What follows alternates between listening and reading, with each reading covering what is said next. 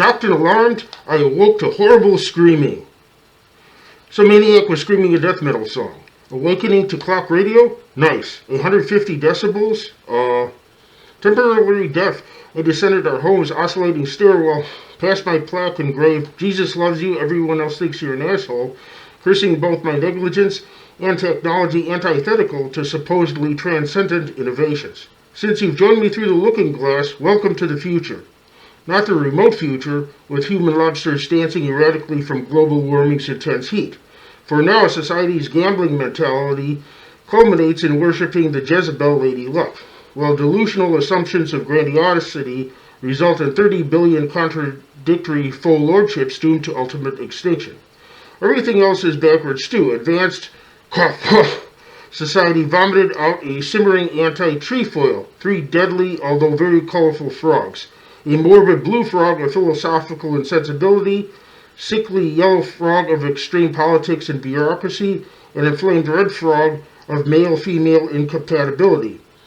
Ideological differences create some interesting scenarios. Christians are captured and held in crowded football stadiums.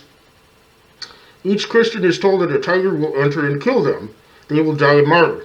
However, pressing a control panel button signals that they want another Christian to be sacrificed instead. They will walk free. Consequently, 99% of Christians press the control panel button. Yet the button actually opens the gate holding the tiger. They are butchered while those accepting martyrdom are spared. This pleases the anti-religious, benefits the beautiful endangered tigers who eat like emperors and empresses, and purifies the church. Some believers react with their own scenario. Atheists with superior attitudes, having declared themselves bastions of science, are captured and held in small rooms with scientific books and equipment. Each is given 10 sandwiches topped with an unknown substance. 5 sandwiches are innocuous, the other 5 are poisoned. They are forced to eat 5 sandwiches, but are given 12 hours to determine which sandwiches to eat. 4% have lived, slightly more than random chance. The others suffered and died. For many, conflicts between religious and anti-religious are settled.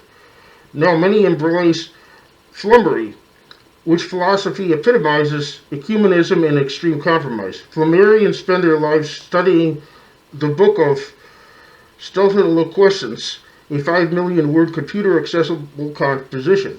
Flummery answers pertinent questions like how many microcomputers can break dances on a slice of Limburger cheese, what degree of universal omnipresence resides in gamma radiation, and why a melancholy raven is like Rumpelstiltskin's writing desk.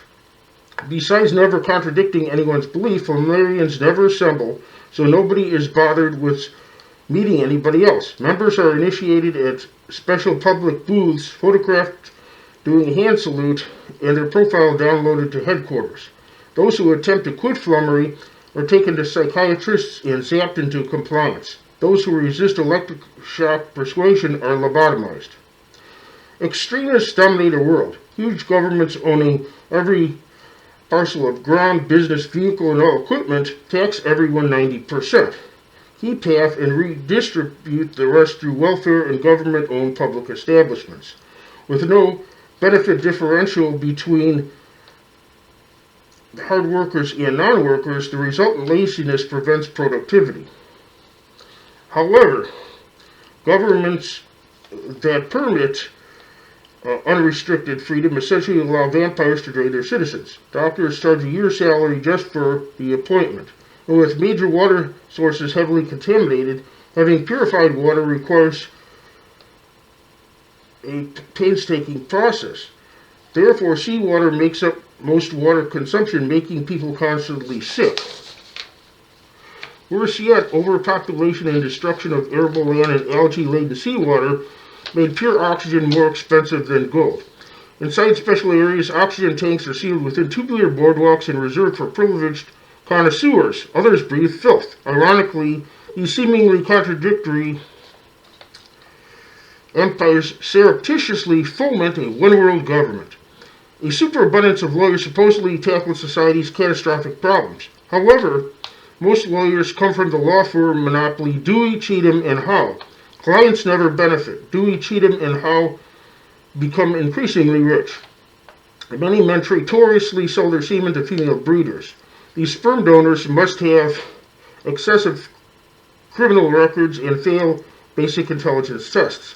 Besides that, male-female contact is extremely rare. Homosexuality dominates Earth.